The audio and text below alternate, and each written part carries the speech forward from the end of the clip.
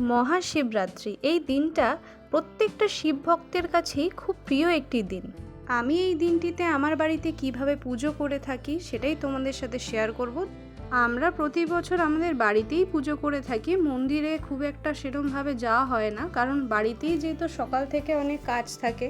মহাশিবরাত্রি এমনই একটা দিন যা আমরা প্রত্যেকে শিবভক্ত যারা তারা ফিল করতে পারি যে এই দিনটা আমাদের কাছে কতটা স্পেশাল হয়ে থাকে।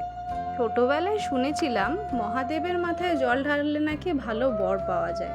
আজ অবধি তো তা কখনোই মনে হয় না। আমি মহাদেবের কাছে এটাই প্রার্থনা করি সকল বাবা মা যাতে এই দুনিয়ায় সুস্থ থাকে, ভালো থাকে, আর তাদের আশীর্বাদই আমাদের কাছে সব থেকে গুরুত্বপূর্ণ।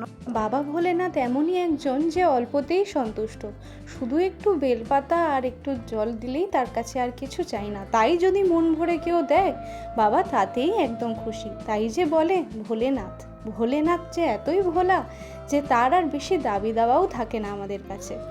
এবছর আর 4 প্রহরে জল ঢালা হয়নি, যা ঢেলেছি একেবারেই ঢেলেছি। কারণ কি, মায়ের যেহেতু শরীর ভালো ছিল না, তাই আমিও আর সেরমভাবে করে উঠতে পারিনি। একলা হাতে মায়ের সাথে যতটা পেরেছি আমিও ততটাই হেল্প করতে পারলাম। তো বন্ধুরা, এই ছিল আমার বাড়ির পুজোর ব্লগ। তোমাদের কেমন লাগলো আমাকে কিন্তু অবশ্যই জানাবে। আমি যতটা সম্ভব আমার তরফ থেকে আমি তোমাদের সামনে তুলে ধরেছি। আর তোমরা তোমাদের এই দিনটা কেমনভাবে কাটালে আমাকে সেটাও জানিও।